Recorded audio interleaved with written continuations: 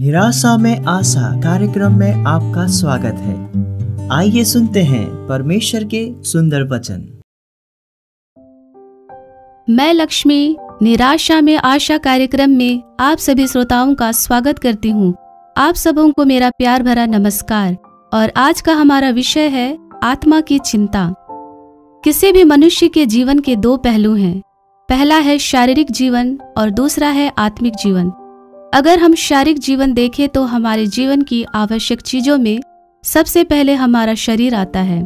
हम में से प्रायः सभी सबसे पहले अपनी अपनी शरीर और शारीरिक वस्तुओं की चिंता करते हैं, दूसरा अपनी संपत्ति की और तीसरा अपना परिवार, रिश्तेदार, कुटुंबी और मित्र।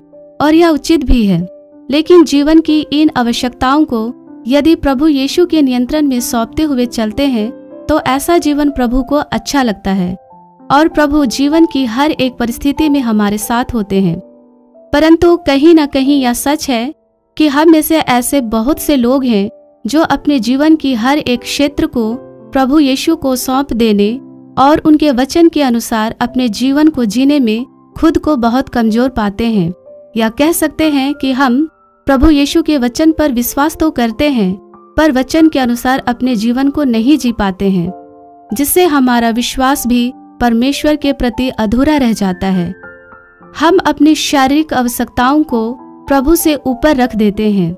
अपने जीवन में प्रभु यीशु को पहली प्राथमिकता नहीं देने के कारण हम शारीरिक जीवन में कठिनाइयों का सामना करने में असमर्थ होते हैं, जिससे जीवन में दुख और अशांति बनी रहती है।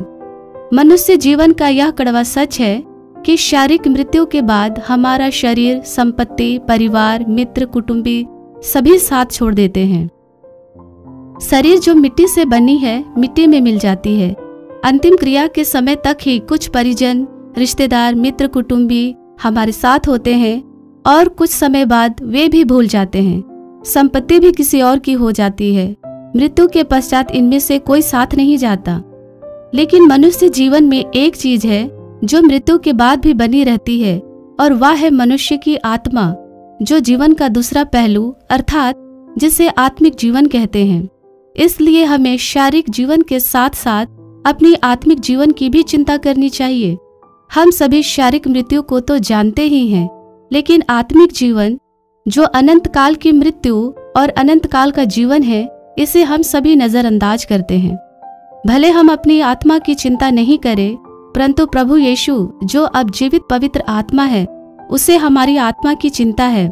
इसलिए आत्मा आप ही हमारी गवाही देता है कि हम परमेश्वर की संतान हैं, परंतु वही जो पवित्र आत्मा के अनुसार चलते हैं।